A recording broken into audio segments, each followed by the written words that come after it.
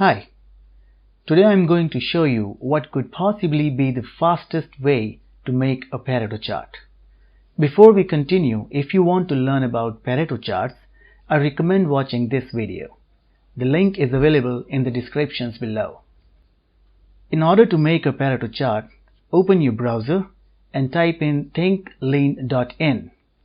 Go to the Tools page and then click on the Pareto charts in the sidebar. Once you reach this page, write down the problem statement that you wish to analyze in this box. Let's call this process defects. Next, write down the different factors in this table that contribute to the process defects. For example, let's say there are fitment issues in 60 parts, scratches in 12 parts, appearance-related issues in 10 parts, and then runout and leakage. If there are more factors, you can click on this button to add another row and then write blowholes and noise. Once all the factors are written down, click on Analyze, and there you are.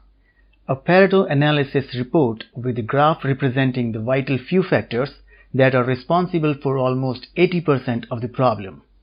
And that's the data table below the graph, and then a space for adding any remarks after you print out this report. Speaking of printing, you can click here to go to the print menu and get a printout on A4 size paper. If your default paper size is letter, you may notice that the printout exceeds the page boundaries. In that case, please go to More Settings and ensure that the paper size is set to A4. That's all. Give it a try, and if you have any suggestions, please let me know. Have a nice day.